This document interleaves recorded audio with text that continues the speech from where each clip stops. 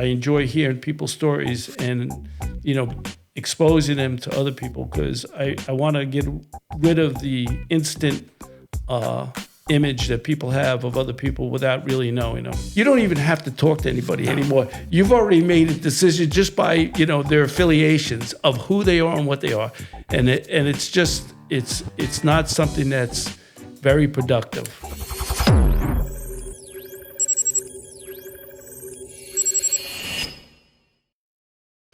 All right. Welcome, everybody, to the second episode of Bare Wires. This has been a great experience for me, and I have a great guest tonight. His name is Pedro Santana, and I want to introduce him as a writer, an author, a father, an entrepreneur. And before I go any further, I need to explain to the audience how we actually met and what a profound effect he has on this podcast and how it got started. Pedro drives for a young man I helped start in business, and I go down to the Ranger games quite often with a few friends, and we go to dinner, we go to Ranger games. I usually have a driver, and Pedro drove me once, and Ryan always calls me. Ryan's the owner of the car business, and he always asks me, how was the driver? Like I'm supposed to, grade him or something.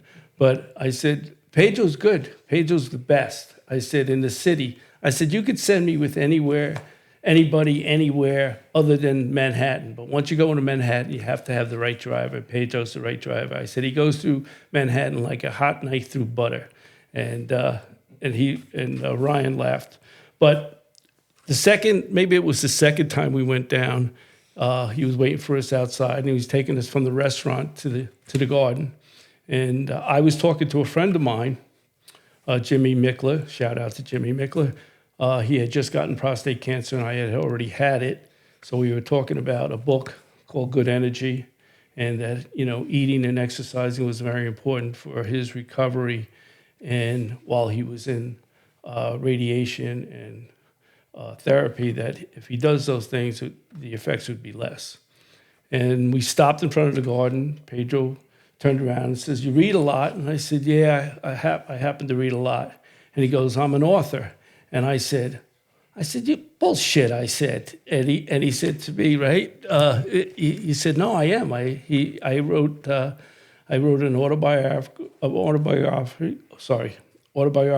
of a book on my experience traveling from Dominican Republic to America." So I said, "What's the name of the book?" And he told me, Broken Crystals. And I said, okay. And he had also wrote 2 other books, but this was the only book that was translated into English. So we go to the game.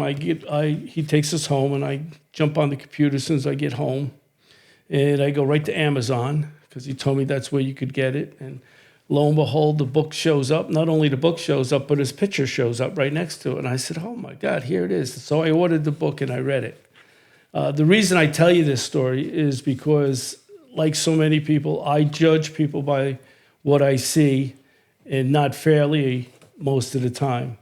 So in doing that, and I've been looking to do this podcast for some time now, it gave me the impetus to actually put it together. It gave me the motivation to do this podcast with the goal to understand people more than what you think of them at first glance, to really get beneath the surface of their lives, and everybody has a story.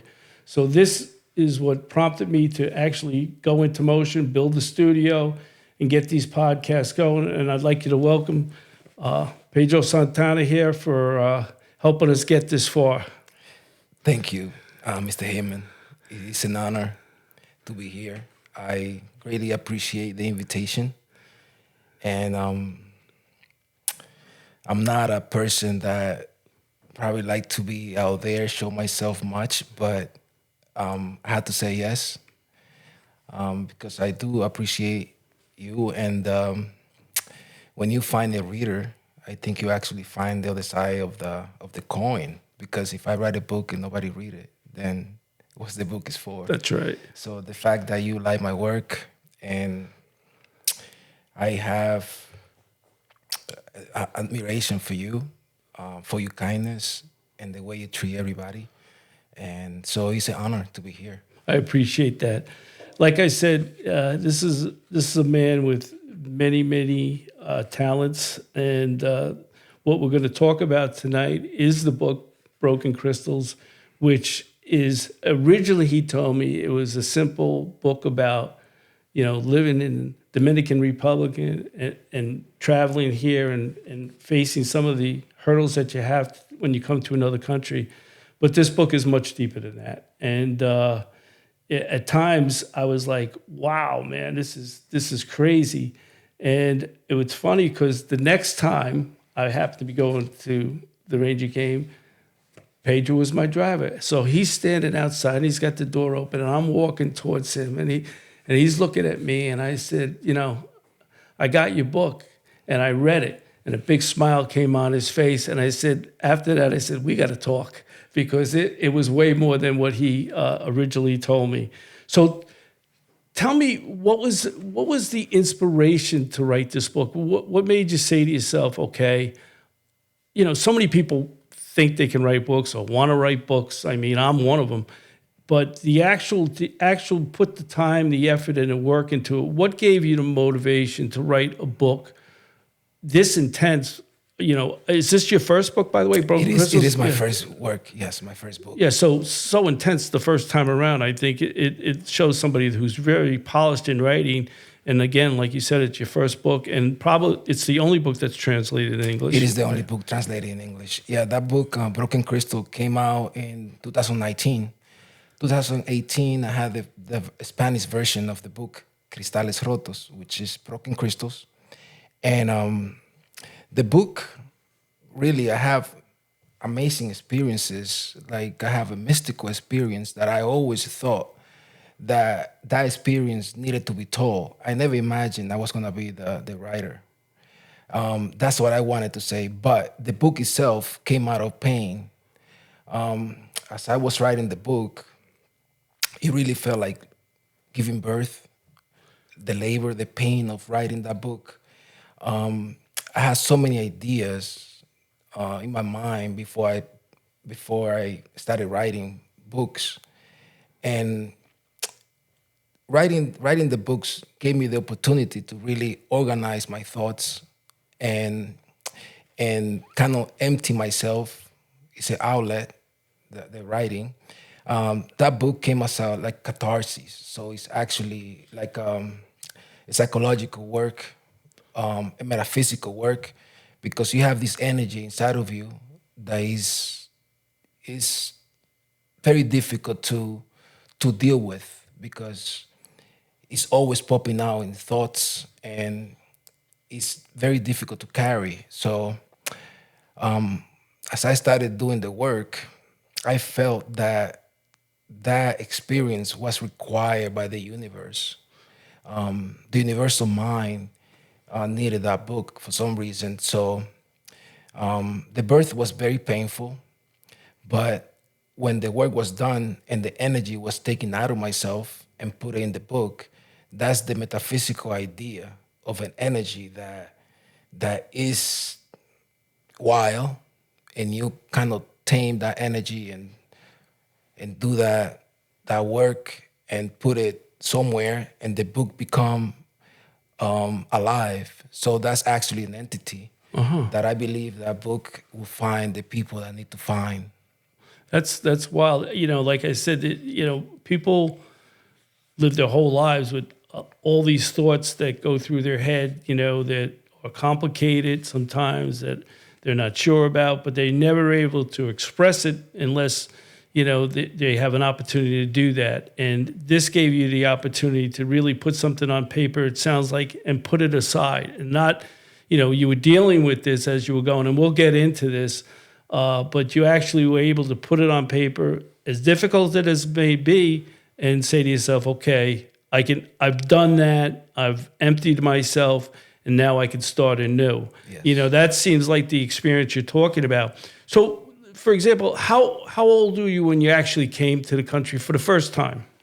So I came into the country kind of young, probably 17 years old. Okay. I came with my father and my two sisters. We came for vacation. But after I came to New York, because I used to tell my father, I want to go to know the United States. I come back and I could move forward, but I would like to know the country. But after I came to the U.S., all I was thinking about was just how to come back. Oh, really? Yeah, yeah. So I came back the next year, and we're talking about 1987. Okay. That's when I came for vacation. Then I came here to stay in 1988, and the world was very different back then. There were not cellular phones. You know, everything was like in notepads. Did you come back and were you a driver when you came back, or what did you do when you first? What did you do when you first got here? I came and I worked in a factory in Massachusetts. In Massachusetts, the Boston area Wow. when I first came, and after that I worked for a small business selling. How did you get to Massachusetts? That's Now, what- I always thought that you just came here because we have a large Dominican Republic population here, and I thought you just knew people here. But Massachusetts, how'd you get there? In this area, like Haverstraw, there's a big Spanish population. A lot of people from the Dominican Republic, but most of the people from Dominican Republic in Haverstraw, they are from a city in the DR called Santiago, Okay. and that's not my hometown. So I don't know anybody in this area that it is from my hometown. Okay. But I tell you, the life is ironic. The world is full of surprises. One day I used to live in Airmont for a little bit, and I saw somebody like throwing garbage into the property where I was living at. There were people they were doing the grass, and I'm like, what are those people doing? So like I walk up to them and say, what you guys doing? You know, and they say, oh no, the owner said that we can throw the leaves on here. It's a big patty. You know, Airmont has like a 1 acre, most Parcels. property, Yeah. 1 or 2 acre property. So then they say, you're from Puerto Plata. And I go, what do you mean I'm from Puerto Plata? He goes, there's a lot of people in Spring Valley from Puerto Plata. And I could tell because of your accent. And I say, I never knew I have an accent, like the DR accent, because people from Santiago, they speak certain way. People from the South, they speak certain way. But I never knew that we spoke like with an accent. And they say that to me, and I was really shocked. So I don't know anybody in Haverstraw from Puerto Plata, but I guess there are people in Rockland County from Puerto Plata. Oh, okay. All right. So, it's funny because when we talk about it, I actually grew up in Haverstraw. I ran around those streets and went to Haverstraw Middle. So as a youth, I spent a lot of time on those streets. So I'm very familiar with it. And I never knew those differences, that you can actually pick up a dialect from different parts of the country. And it's not such a big country. Now, in bigger countries, I know that that's possible, but it's even in smaller countries, different towns have different dialects. So you could say, you're from Santiago, you're from somewhere else, Yes. just by listening to them. Yes, I understand that we come from, or our ancestor, they come from different area in Spain. Okay. And different area or different part of Spain, they speak differently. That's where those accents come from. That's what I Okay. understand. So the two main characters, Yoel Joel, and Thairis. Thairis. I gotta say, Mr. Heyman, just to complete a little bit of the beginning, I lost my marriage because of this book.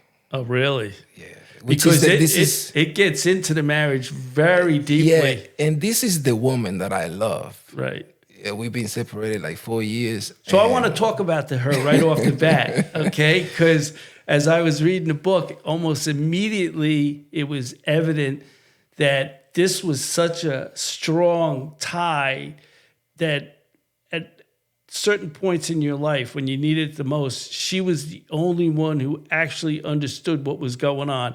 And in all honesty, when I was reading it, I had difficult time figuring it out. But she seemed to know what was ticking almost all the time.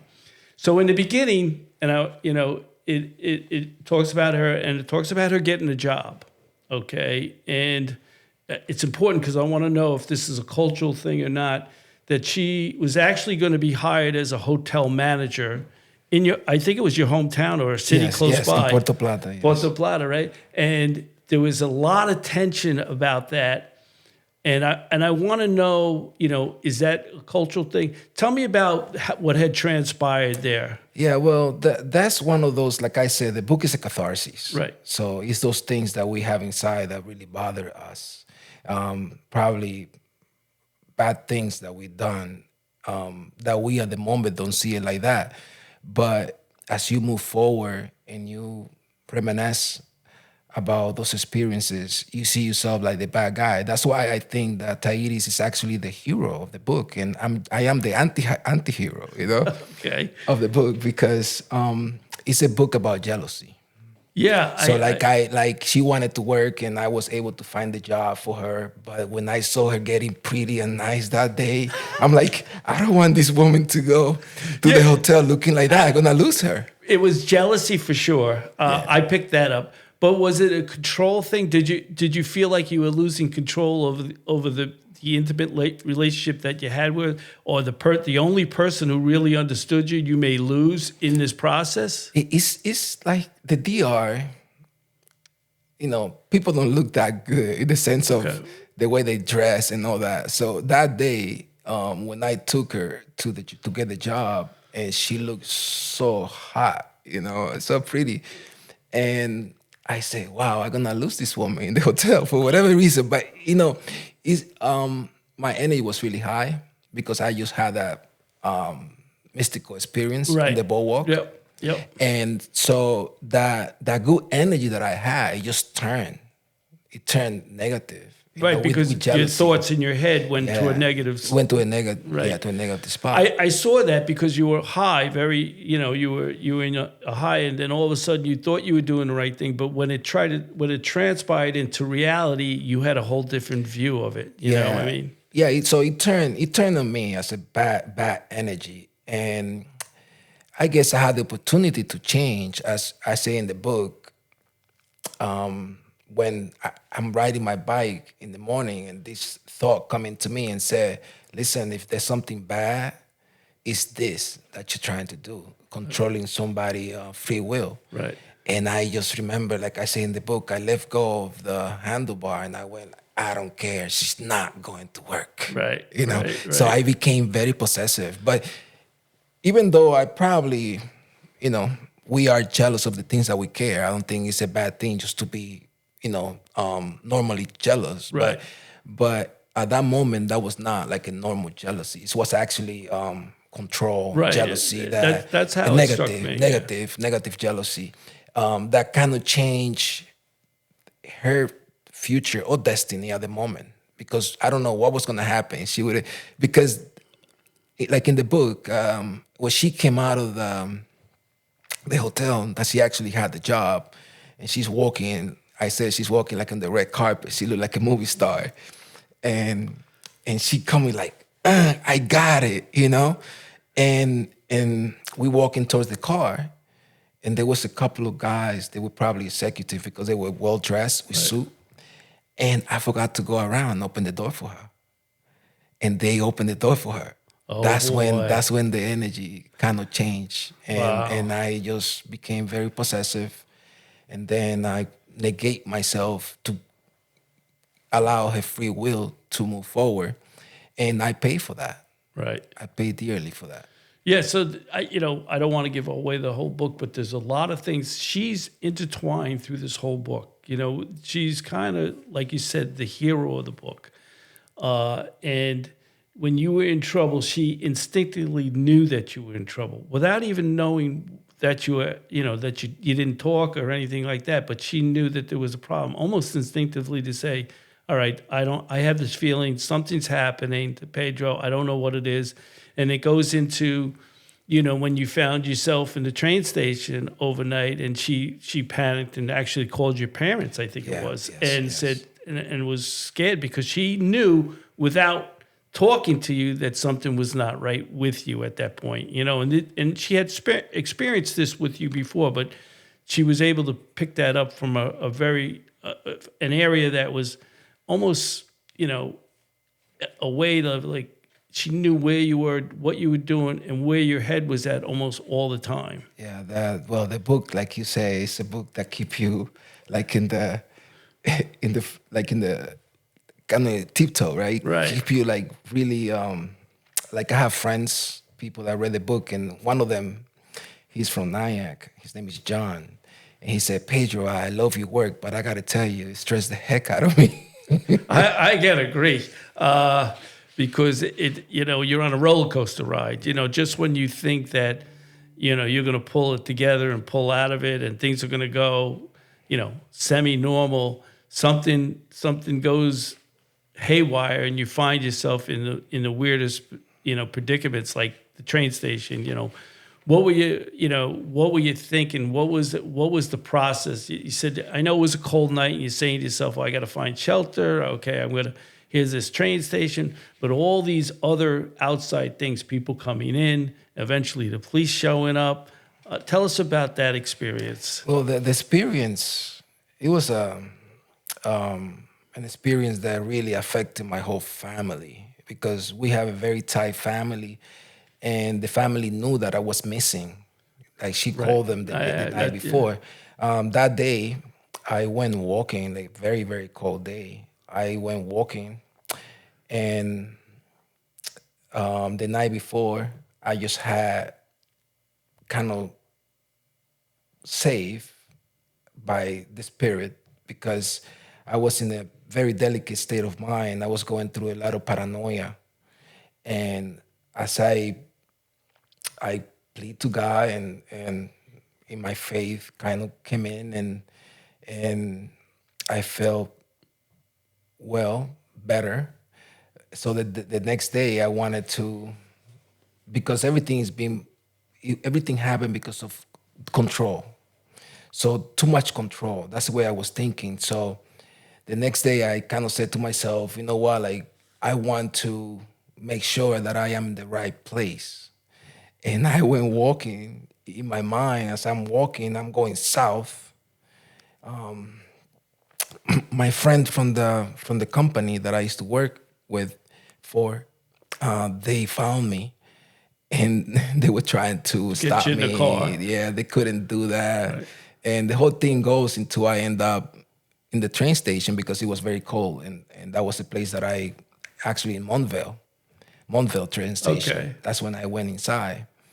And in the morning, the police found me. But I was my mind at the moment is really trying to find myself, I'm going through that. Now, when just chronologically, when your parents, you had these episodes every once in a while where you would say to yourself, okay, where we've talked about this, where it seemed to me that there was a person inside watching the actions of another person. You really, almost like a split personality. You knew what was going on, but you really didn't have control about what was going on.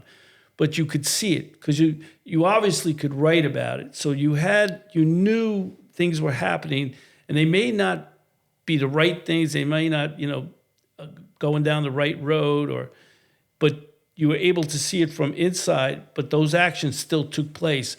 And then your parents took you to a psychiatrist, was it? Yeah, that was more like at the end of the book. But yeah, I've been able to see the human body of the machine it is. It's like the soul is inside, but if the machine, something happened to it, it's kind of malfunctioning. The soul still understand that it's in trouble. Or me inside, I could see my body is not working properly. My mind is not working properly, but still I'm inside seeing my body working bad. So yes, every single experience that I had, and how many, it's been like that. So I always can remember, even the sleepwalking experience that is in the book, I could write from the person. Into that. Go into that sleepwalking experience, because that's even another level where you're not even conscious, but yet you recognize what's going on. So Yes. Just go into that a little bit. I really don't understand what happened because sometimes I had time to really think about it. I know that I was very, very tired. I was working a lot those days.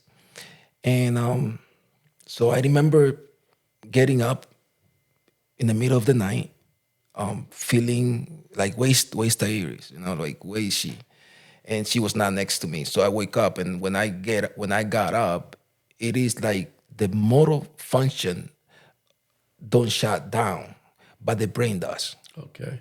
So as the brain shut down, and my body is still up, it happened to people. It's a very dangerous thing because people can do horrible things when they are in that state. Where they're actually moving And they're dreaming. and they're dreaming. So I was dreaming. So I was dreaming that I was from the future, and that I came to the past to solve. I mean, no, I was from the past. I was from the past. Right. I came into the future to find out what was happening to my people. Well, I mean, my people were dying. So I was supposed to be like a warrior from the ancient Kush. And so the issue was that something was killing my people. And I just learned what was it. It was sugar.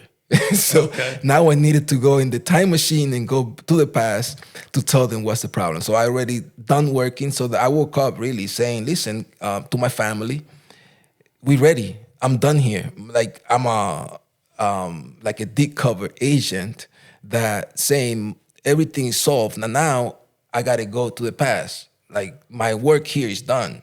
Let's go. So I'm getting everybody up. Let's go. It was a difficult experience, Mr. Heyman. Wow. And no joke. And that's one of the reasons why it really got some issues into the marriage, the fact that she had to go through that experience, that my daughter had to go through that experience. Are they in the country now? Yes, they are. But so between that experience and the fact how I became a writer, because we didn't go into that, how I started writing the book. And those are the things that's why I say that book and my marriage.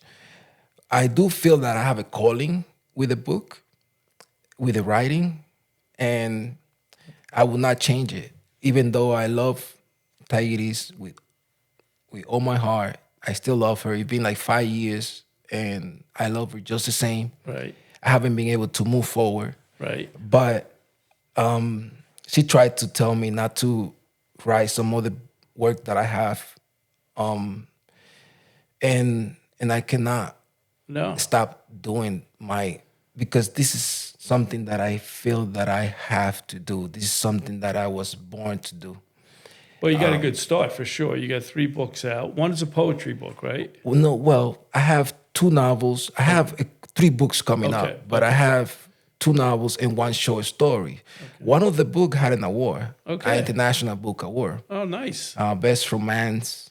All right. Romantic novel, but that one's only in Spanish. That one's we got to get those translated into English. we got to do that. Yeah, I have to do. I have a lot of work. I have a lot of work to do. And so, just some other stories in the book that intrigued me because I couldn't put it down. I was going from one thing to another. It was about during your time in Dominican Republic, your parents took you to a psychiatrist. Tell me why they did that, what the experience was in the office with them, and then the result of that. And it's something written out of a novel that says to yourself, I hope that never happens to me. No, it's really it's hard to think that we actually talking about true events, right? Because we talk about very, very difficult experiences. So when the sleepwalking experience ended, because we end up escaping the hospital, Gusam, right? We died escaping the hospital, and when we left the hospital, because Thairis, she goes, I said, Thairis, you got to get me out of here. She goes, but they will not let you go. Like the police got you here. And I'm like, listen, they cannot even see me. I'm in another level right now. And she goes, well, I tell you what, if you make it outside, I follow you. And I, with the gown, just the way I was, I walked through the main entrance. I went outside and I sat in the car. So she's looking for me. This is a security guy. He goes like, are you looking for like your husband? He's in the car. You Oh, know, really? So he watched you walk out. they watched me walk out. So so we left the hospital. As we leaving the hospital, somebody called her. Said, "Lady, what have you done? You cannot do that." So they thought she broke you out, Yeah. So she was about to get in trouble. right? So she called the county sheriff, that is a friend, and he goes, "Listen, we trust you. If you think he's okay, that's fine." So he actually took out the warrant, whatever they had on me. Oh, really? What was it, Lou Falco? No, it was Mr. O'Neill. Okay, all right. So we slept in the. After that, we came before he called the sheriff. She was doing diligence, and I got my boys, and we went to the attic in the house. We just hiding there, just waiting for her to. What we gonna do? I really didn't care. And then she said everything is solved. We can go now. We went sleep in the hotel in Pearl River, and the next day she goes, "Listen, why don't you go home and rest? Because you've been working too hard, and I think after this experience, the best thing you can do, take a vacation." Right. So I went to the DR to Puerto Plata with my son, and that's when my mom, she goes, "Pedro, we think we like to know what happened. We like to know what happened, and we made an appointment with the doctor. If you're so nice to me, please let's go see the doctor." And so we went to see the doctor. He was the doctor. He was the president of the psychiatry school in Dominican Republic. Right. Very renowned doctor. And when we went to see the doctor, very soon I realized the doctor really didn't want to help me because he's not even talking to me. He's talking to my dad. And they're talking about me like I was not even there. Right. So after a few minutes, I said, "You know what? Like, I wait outside. I'm done here, Mom. I did like I said I will do." And so I went outside, and they decided that I needed to go to a mental institution. And they came outside. I didn't know what was happening. We went in the car, and we started going the wrong direction. But I still thinking, because different way to go to Puerto Plata. I said, "Okay, we're going through the mountain to see the family." But then they were very nervous. And then I realized what was happening. I said, "I cannot believe I'm thinking what you guys are thinking, you know?" And they got more nervous. And then I guess people got it by the book, Mr. Heyman. You're going to tell the whole story? Yeah, well, you end up in there, and you know that this person. You're in the wrong place. You know that you're not supposed to be there. There's really no communication outside of it. You didn't have a phone, I think. No, because I don't understand, but to me, this is what I think after so many years. I think the guy being the co-owner of the place, it's all about money. Right. There's a lot of people in mental institution that people want all their money or whatever reason they have. It's very easy to say somebody have issue and everybody believe. And So when they got to this place, how did they get? You knew where you were. Okay, so I'm just trying to think. What did they say, Pedro? You're gonna go in here, or okay, so when I left the office, the doctor said to my dad, "Nothing is wrong with him, but there is a place that he need rest. He need rest, and I know the perfect place for him to rest." And we're talking about a very, very, very expensive, right? in the sense of the drugs they're gonna give you, and it's insane how expensive it is. And my father is willing to give it all to get me well. So he said that to them. And you know how it is. We see doctor like gods. So Right. my father, my mom, they agree that they needed to lock me up. So we went to the place. I realized what happening, and I just at one moment they passed the place. They had to make a U-turn, and I just got off the car. They end up going to the place anyway, and I'm waiting outside, like, what's going on? Because even though I recorded everything with the phone, the conversation, like, I know everything they talk about it because I recorded the conversation. Okay. But at the moment, I didn't hear it. So I didn't know what was really happening.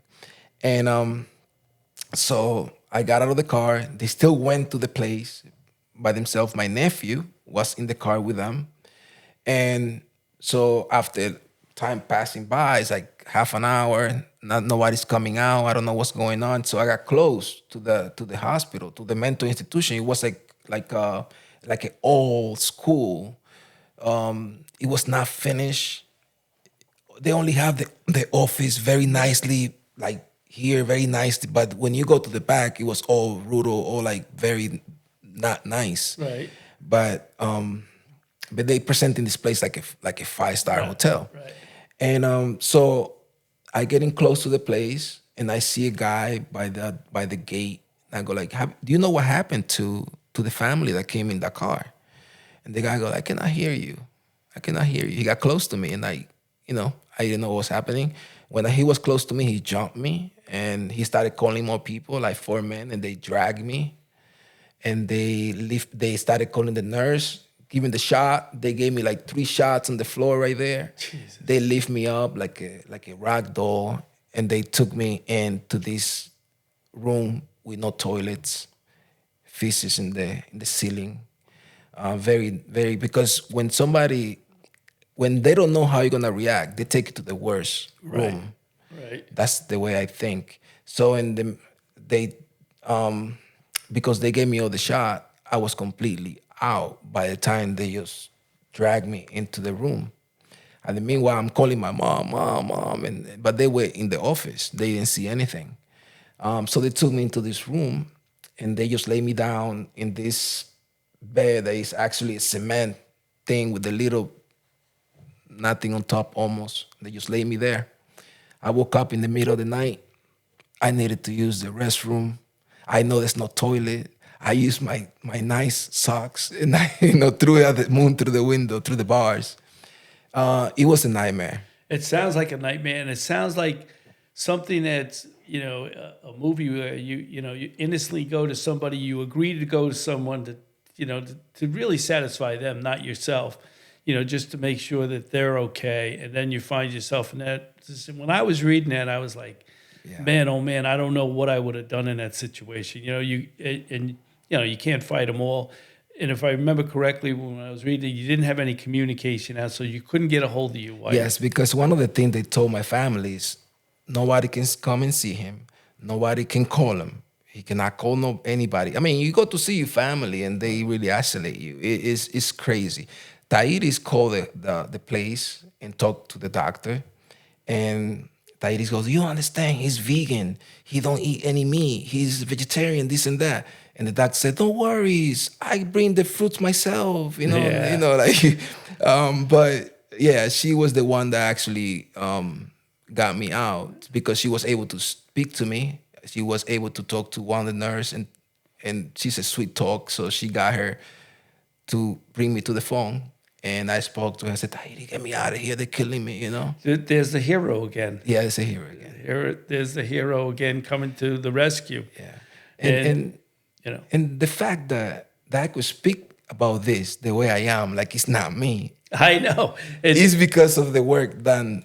No, I know. With the book. It's great to see that these different levels of one person being able to explain what's going on with the same person. I mean, it's really unique in the writing, and it took me a while. I mean, first of all, my idea of the book, what you told me, was so boilerplate. I was like, I was expecting, okay, he came to this country, he has difficult times. I know a lot of people that, immigrants to this country that I grew up with, hard times, language, this, that. I thought that's what because that's what you told me it was going to be about. But you didn't let me in on all this psychological stuff that was going on with you. And it was really about, these different things that were happening to you.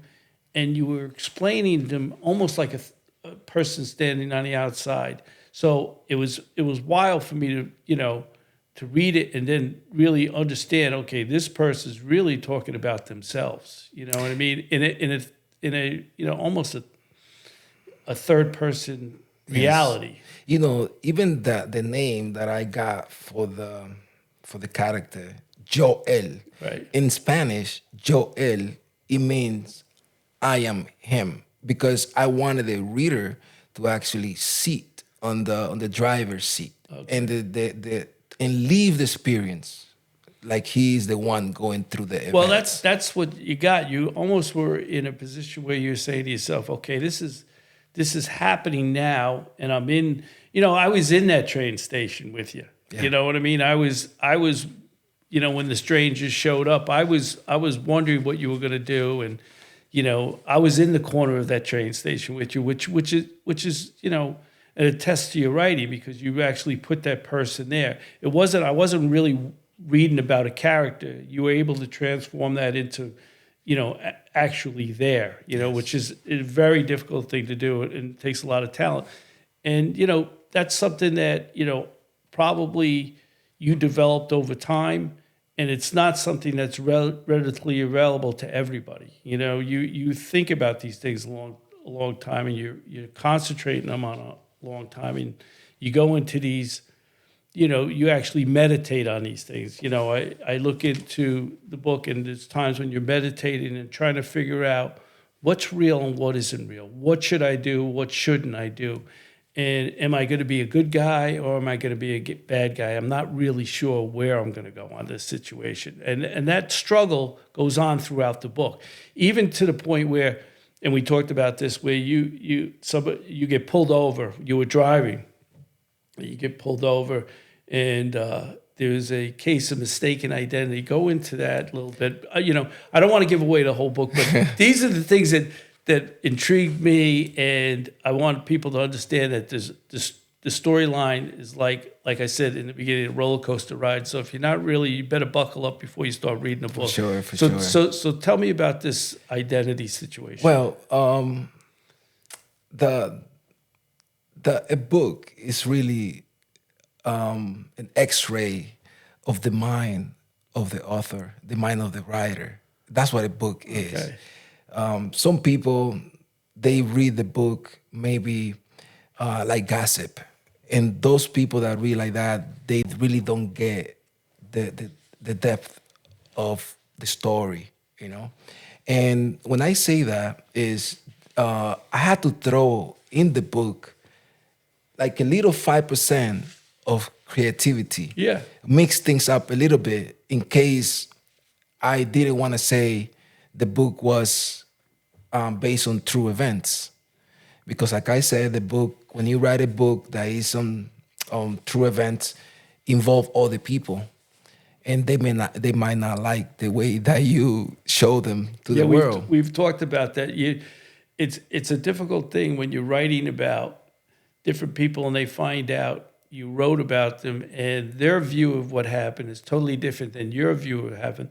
But you have, as a writer, you have a certain amount of freedom that you have to be able to have to, be creative, and if people don't understand that, that's just too bad, But a writer, especially with a novel, has the ability to create. Yes. If he doesn't create, then he's really not, he's just regurgitating these stories. But just go into this story a little bit because it was fascinating to me.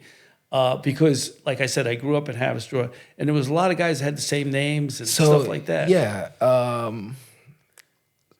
When I first came into Haverstraw, not right away, but within some time, every time I would get pulled over, the police was not treating me right, and I couldn't understand what was going on.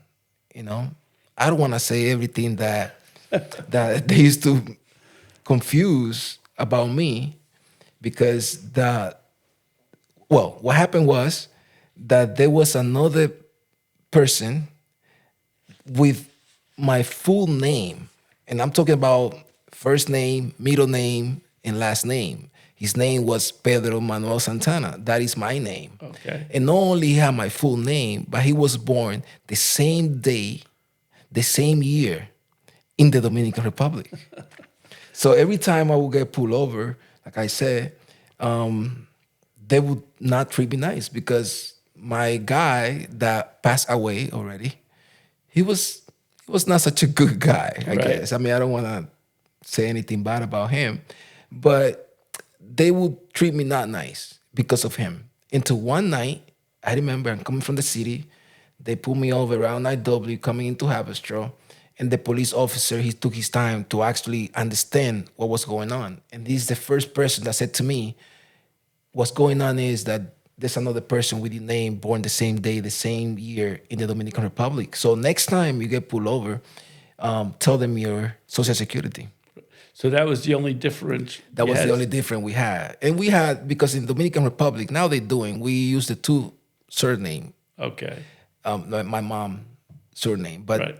but at that time, we will only go for the first last name. Okay. So when they pulled you over, they automatically said, "Okay, you're this guy, Yeah, and then you're we're this going to guy." give you a hard time." Yeah, it will give you a hard time. One night, I'm going to Massachusetts, and they pulled me over, and they detained me, like, and the guy had a more important call, and that's why he left me. Oh, really? But yeah, I went through. I couldn't even understand what was going on then because I haven't done anything. Why they treating me like this? You know? Right. But that was the issue. So in that chapter, I took the opportunity to actually go a little bit about Embellish that. a little. Yeah, with the story. Right. You know? Right. Which, to be honest with you, by the time I read that chapter, I didn't know what was real and what wasn't anymore. I was like saying, how many bad things are going to happen to this guy at once? Some of them were self-inflicted, and some of them just been happenstance. Yes. You just at the wrong place at the wrong time. And this particular one that you were telling, you were just at the wrong place at the wrong time. Yes. But the book, in its overarching form, is a book about a person, and correct me, who has trouble and is trying to work through it in so many different ways. I mean, you address your shortcomings, you try to get better, and it's a climb, it's an effort every time you're out there to get a little better, a little further, to really understand yourself. And I think a lot of people just don't do that. They just go day to day, and they figure out, okay, next day is going to come, I'll deal with it then.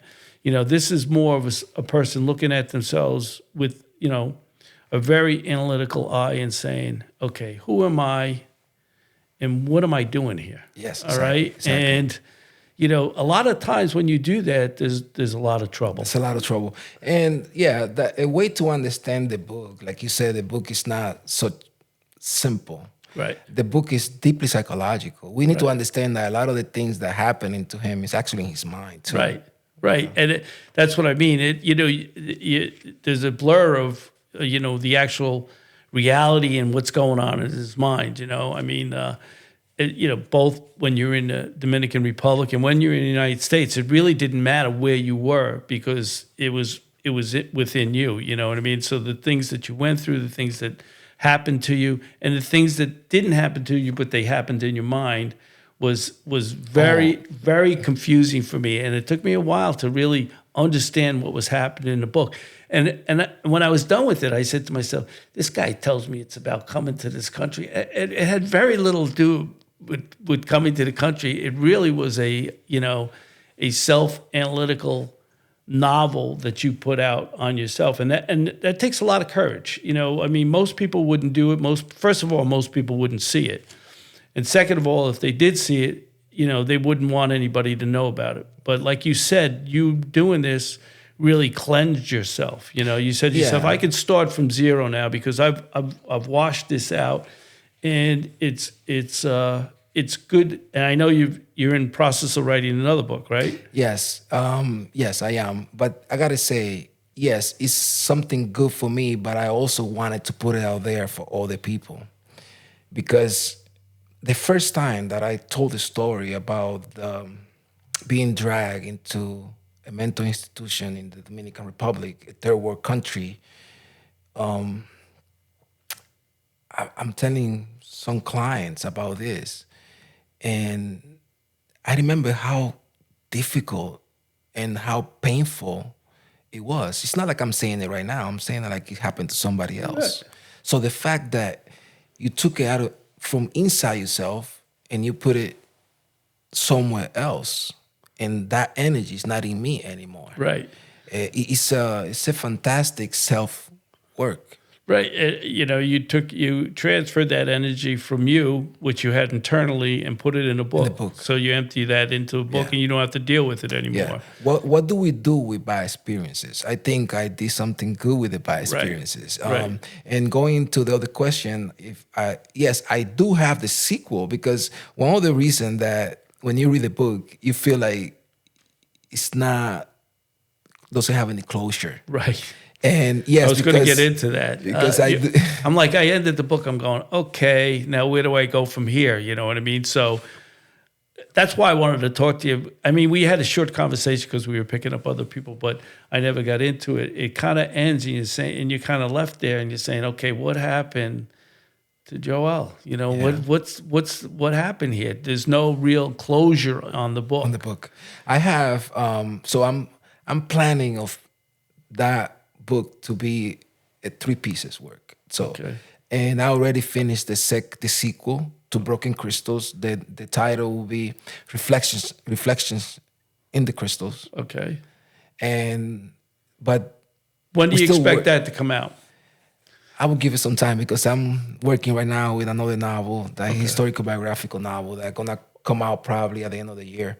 Are you going to first? Yeah, okay. I want to do that. Yeah, I those in definitely want English? to do that for sure. All right. That's At least this one, please. Yes. All right. So I could read the second, so I get some closure. You're gonna be the first one to actually get a copy. So I can make sense. I can try to make sense of that as we go here. But I have to tell you, you writing this novel, me reading it, and how we met really blended in together, because it's so important for me when I meet somebody, to start to pause, which I never used to do. I never did. And I didn't do it with you, by the way. And most people don't do it. Most people meet people. You've already decided who they are, what they are, where they are in society, and you've never even had a 10-word conversation with them. And it's not good, and it's not true. So what I'm trying to do with this podcast is get to people like you, and where people have already judged you, they don't know you, they see what you're doing, or a short conversation, they say, I know him, and very rarely that's the true person, if ever. So this podcast, and that's why you're the second one on it, is about going beneath the surface and saying, okay, you think you know this person, but let me hear their story, because everybody has a story, and some of them are really wild. And in fact, yours is. And I would have never guessed it when I first met you. I think it was the second, maybe the third time I had you as a driver. And when you said to me you were an author, I mean, it just changed my whole view of what I thought I knew. Okay, so as you go through life and you make these judgments and these pictures in your mind of what certain things are, how wrong you can be, and most of the time you are going to be wrong. All right, so if I want to take the time in this podcast to talk to people, to say to yourself, you think you know that person, you really don't. And that's why it's a long form conversation. We like to go as far as we can and as deep as we can. So the next book is Reflected Crystal? Reflections in the Crystals. In the Crystals. And I'm looking forward to reading that, and I'm looking forward maybe to have you on the podcast in the future. It'd be an honor, like I said. And I guess that goes with the name of the podcast, Bare Wires. That's right. That's exactly right. I really right. like it. I really like it. It's something where we thought about it, and we said, and it's something that I'm doing for my own interest. I enjoy hearing people's stories and, exposing them to other people, because I want to get rid of the instant image that people have of other people without really knowing them. And that's probably one of the biggest problems we have in society. You make up, especially in this society, you make up, if you're a Democrat, if you're a Republican, you don't even have to talk to anybody anymore. You've already made a decision just by, their affiliations of who they are and what they are. And it's just, it's not something that's very productive. All right? I think that's one of the things that we have in common, that there's nothing more comfortable than have a conversation with somebody interested. And like in my what I done as a chauffeur, also that I do, I met a lot of people. You know, I met Dustin Hoffman, Kevin Spacey, and I remember most of the people that actually I find interesting. You know, And I told you when we talked about this before, I said, too bad you didn't have a microphone in that car the whole time. Could you ran your own podcast and you would have had great guests and great conversations because nobody would have known what was going on. And I just thought that was a unique place to do that because we do talk. You know, when I get in the car, we start talking about your kids, about, you know, what's going on, what's new. And there's a lot of good conversation that happens, you know, from here to New York City and back again. So I just want to thank you for coming on. You know, I love talking to you. I can't wait to the second book. The one that's out right now, you can get on Amazon, Broken Crystals. Not only is the book on Amazon, there's pictures right next to it, which I found out about 12 o'clock at night when I got home from a Ranger game. And it's a great read. If you have a chance to sit down and read it, you should. And I can't wait to the second one. I want to thank you very much for coming. Thank you. My pleasure.